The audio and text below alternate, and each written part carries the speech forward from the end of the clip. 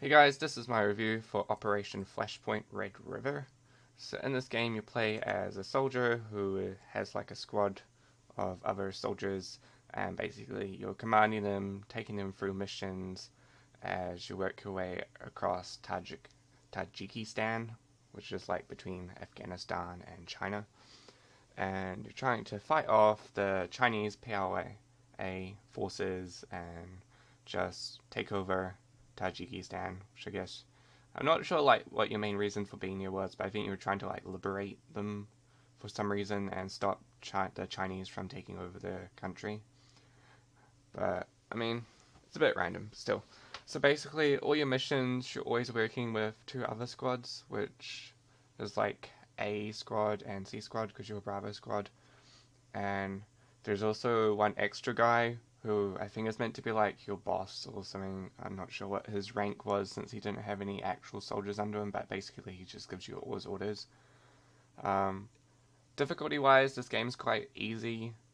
It's like one hit, one kill sort of thing, but you can take multiple hits and then you just heal and you go back to like 100% health. So it's not a big deal if you take damage. And the other squads, they don't fully die. The squad leaders always stay alive. They have infinite health and infinite ammo. And basically, if your squad was to die, you could still survive because you can just have the other squad leaders just constantly like stop the bleeding on you and bring you back to life.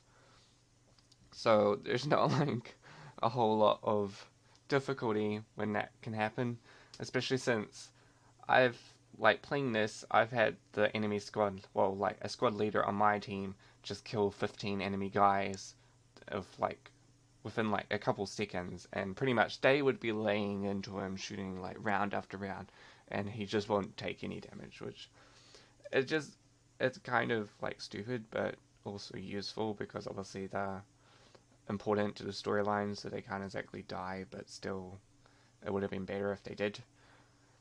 The maps are quite open, but you can't walk off like really far away off the map. You still have to stick to a certain path. It's just open in the fact that it looks open and that you can sort of wander around in like a large sort of area, but you go too far out and you'll pretty much just die or get called a deserter sort of thing. Um, Also, you can't get ahead of your objectives. I think there's a couple missions where I've gone too far ahead because I was meant to take some weird path or something, and instead I took the easiest path. And then you get to a certain point, and then basically it'll just end. Like, not end as in like you completed a mission, it'll end as in like you have to restart from your last checkpoint. So yeah. Still though, it's a pretty good game. It's got good combat, I guess. The weapons, not really. I think you can probably get like maybe 10 weapons per 4 classes. And then you also got like anti-tank weapons and anti-aircraft weapons that you can use. So, they're, they're alright. You kind of, to get new weapons, you have to level up the character, and to level up the character, you have to kill other people and complete objectives. So, you pretty much just keep on leveling. I think the max level is like 18 or something, which basically would mean that you'd have unlocked all the items for your character. And then you also get skill points for your characters, which you can put into like stabilizing your gun, increasing uh, like your radar sort of thing, so you can detect people closer. It doesn't increase it by a huge lot; it's like 2% per point, so you don't level up that fast either. I think you get maybe one or two level ups per mission, and then there's only 10 missions in the game. They each take about roughly 30 to 45 minutes to complete, depending on what difficulty you're playing on. If you're playing on like an easier difficulty, you'll probably complete it really quick because it's not a hard game. The harder difficulties, I'm not actually sure if they changed the difficulty of the enemies in the difficulty settings. It seemed that if you played on the easier, it just had more checkpoints and more like sort of directed you on the best and easiest and quickest route to all your missions. Whereas if you play it on the harder, you just lose all of your like notifications. Like it won't tell you that you're how far away like an objective is. You sort of have to guess and work your way around, and it won't tell you certain things. You've also got artillery powers, mortar powers, sort of things that you can drop in, which are kind of cool. In saying that though, they don't seem very accurate with where they hit, and especially mortars. Mortars never seem to actually destroy vehicles. They seem to just shoot around. I don't think I ever destroyed a vehicle with mortar attacks. I always had to use missile attacks.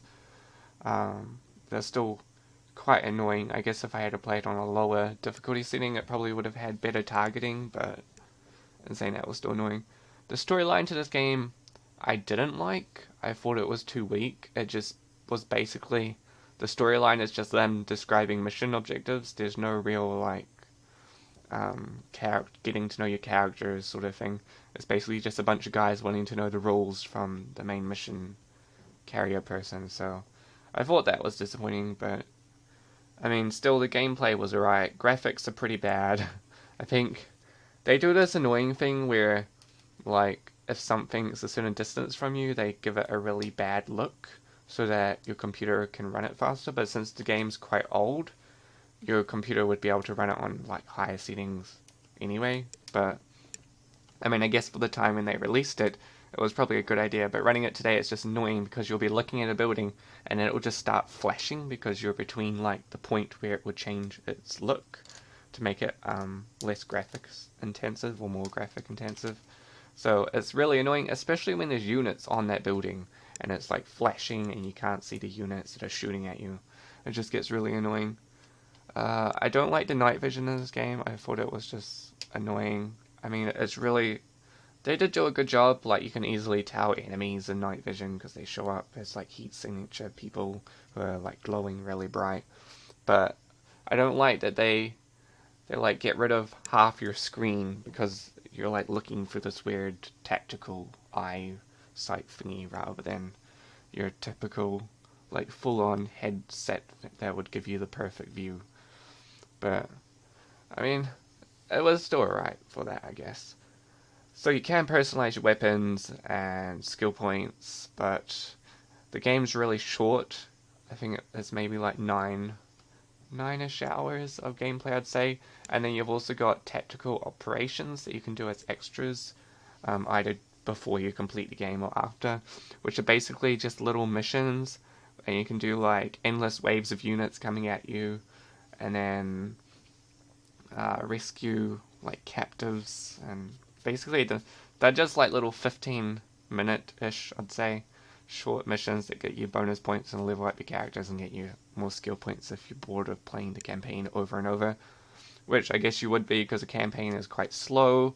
There's lots of talking, just constant like cutscenes, having to listen to some moron like scream insults at you, which absolutely enraged me, but it's alright, I guess.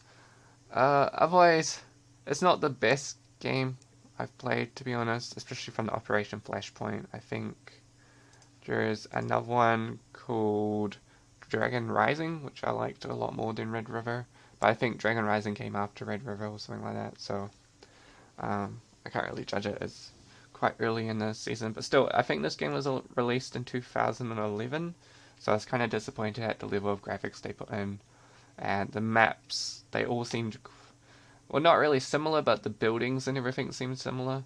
The map layouts were different though, but there's not much point to a map layout since you're not really going to go wander the entire map looking for stuff. You're just always traveling towards an objective.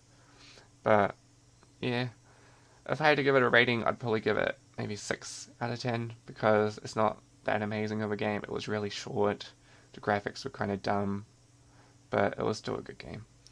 So yeah, that's just my opinion of the game. If you agree with it or disagree with it, drop what you thought of the game in the comments below this video. Otherwise, I'm only going to give it a 6 out of 10. Okay guys, see ya.